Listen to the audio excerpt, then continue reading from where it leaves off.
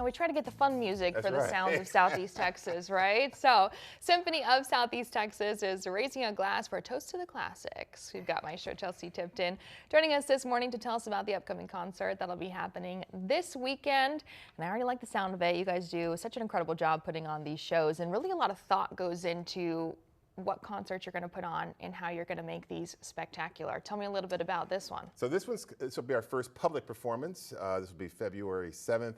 And Toast of the Town. So the first piece is called Toast of the Town, and it's by Mason Quinn. And it's a wonderful piece. He's a living composer. He's in his 30s, and we tried to put living composers on each concert as much as possible.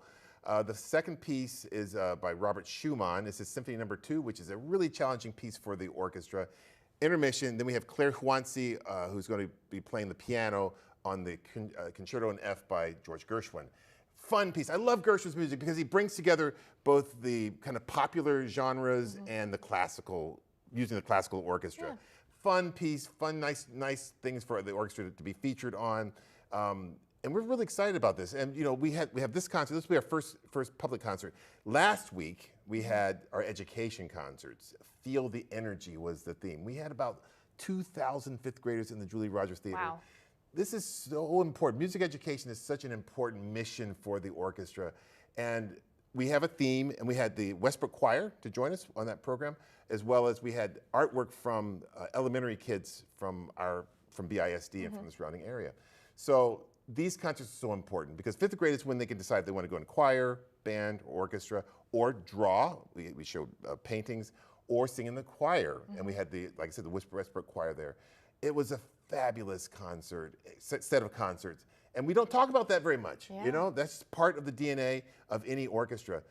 You see the public performance that we have this coming Saturday, but we also want to build audiences and build people who have remembrances of going to the Julie Rogers Theater and seeing the Symphony of Southeast Texas when they were children. Yeah. And then maybe they might volunteer. Maybe they might want to support their local radio station, their local choir, or bring their kids to the symphony, or maybe be even more involved. You just never know who you touch. Yeah, I was gonna say it's so incredible too, because I have to imagine for those kids to be there on that kind of stage is, I mean, magnificent, right? Absolutely, and to be able to have that type of interaction with a professional orchestra.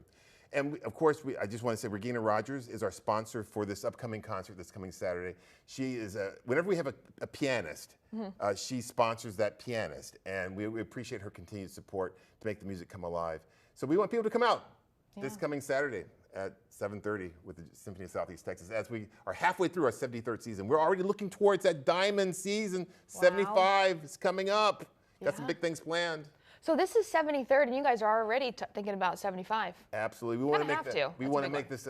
We want to make it a big season. We're about to announce next season, and we're excited. We've got some great treats for that season. But 75, I think that's a monumental milestone for an orchestra, and a monumental milestone for the orchestra and in this community as well. I was going to say, how have you seen it grown over the years too? Because like you mentioned, 75 is a huge one. 73 also. Yeah. I mean, nothing to raise your nose at, because that's pretty incredible too, to be something that's so steadfast in the community over the years. And 73 continuous years. Yeah. We didn't take a break. Even during the pandemic, we did all of our, it was hard, did all of our concerts. So again, we couldn't do that without the support of our businesses like Regina Rogers, who's done so many things behind the scenes for this orchestra, and for me personally as well. We could not do all those things without the support of our community. So we want people to come out and see, over my 17 years, just how the orchestra has grown and expanded, how our offerings in the community have expanded, and the quality of music that we put on now with our players is amazing. Yeah, I was going to say, some incredible musicians out there, lots of folks obviously working very hard to put on these incredible shows. So if folks are interested, how can they get tickets? Give me time and place and all that good stuff. Julie Rogers Theater, 7:30, 892-2257. You can call the office, sost.org. You can go there and get tickets online.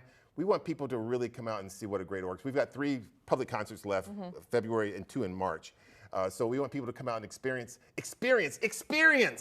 the Symphony of Southeast Texas. Yeah, because quite the experience you got going on there. Wow, okay. Be sure to grab tickets again, so that way you can be a part of this 73rd season of the Symphony of Southeast Texas, and a toast to the classics. Toast to the classics. Go SOST! There we go. All right, always a pleasure having you on. Thank you so much.